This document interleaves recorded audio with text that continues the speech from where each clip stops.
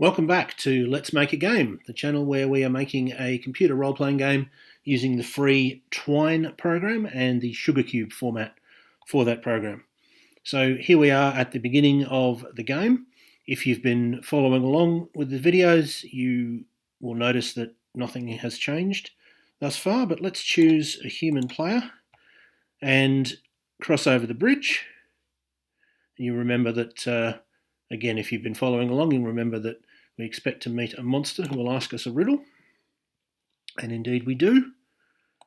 Let's say that we don't know the answer to their riddle, and we are hurled from the bridge as we might expect.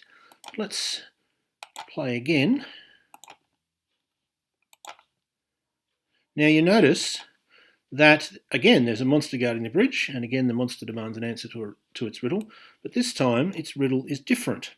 It is a thin tree with only one leaf. What am I? And let's say that we happen to know the answer to that.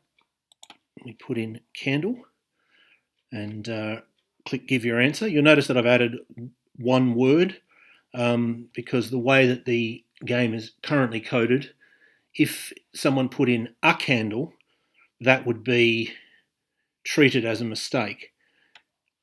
Now, there are ways to deal with that problem, but I don't intend to talk about them till later because they're a bit less useful than some other things that I want to talk about first. So just for now, we'll take it as that it needs a one-word answer, and if we give the answer, we see that we're right, and the monster lets us cross the bridge. There are, in fact, 3 riddles in total. There's the one that we had in the last video, and I've added 2 more. So let's look at the code and see how I did this. There's only one important sort of new concept, and that is random. I'll zoom in a little bit. Okay, so we can see that I've put set A equals a random bracket 1, 3. All that means is take the variable A and give it a value which is randomly determined and which is between 1 and 3 inclusive. Normally, when you're doing random numbers, it'll be sort of 1 to something, but there's no reason why it has to be. You could put, 5 to 10, 7 to Z. If Z was a variable that we'd already determined, we could have both of them be variables. We could have something like that. We might have a variable for the lowest possible amount and the highest possible amount, and then it sets up any random number between low and high inclusive. But in this particular case, because it's a fairly simple choice from a list, we've just put 1 to 3. So that's the only new bit of code. Let's look at what else I did to make that happen. So we can see, as before, if R equals 1, which means if the player is a dwarf, they smite the bridge monster with their axe. If the player is an elf, which is R equals 2, they get hurled to their death. And then the bit that we're interested in is this third possibility, which is that the player is a human. So what happens, or what it asks, depends on the value of A. If A equals 1,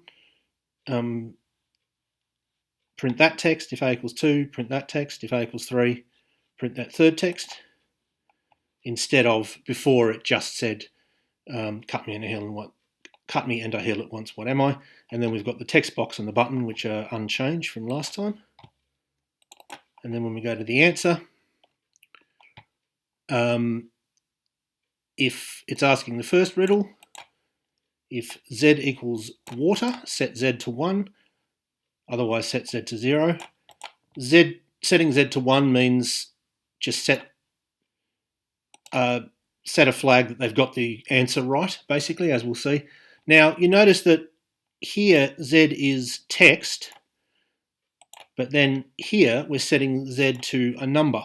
In a lot of programming languages, you couldn't do that. A variable has to be either text or a number, and you can't switch from one to the other. But in in Twine you can switch quite freely. So it was text, possibly the text WATER, and now it's either 1 or 0.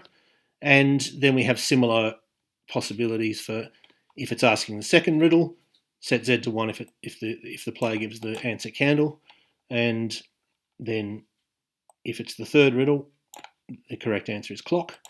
And then finally, if Z equals 1, in other words, if we've set the flag that's appropriate for the answer being correct, then we get the text where the monster is satisfied, and if we get it wrong, the monster throws us to our death. So that's quite a lot. Like there's only three possibilities, and we had to add quite a few lines of code. Sort of 1, 2, 3, 4, 5, 6, 7 lines of code for each one. If we had wanted to have 20 riddles or 30, it'd get a bit nightmarish. But there is a better way to do this. I'm not doing the optimal way of coding this because I'm going to show you the better way, which allows us to have 20 or 30 or whatever riddles without adding very much code at all. I'm going to show you that later. But for now, I just wanted to show you random, which is very useful if you want to have variety and replayability in your game. An example being that the monster asks different riddles. Of course, we don't need to limit it to that. We could set a certain chance that the monster attacks, for example. If we had a combat system, that might be interesting.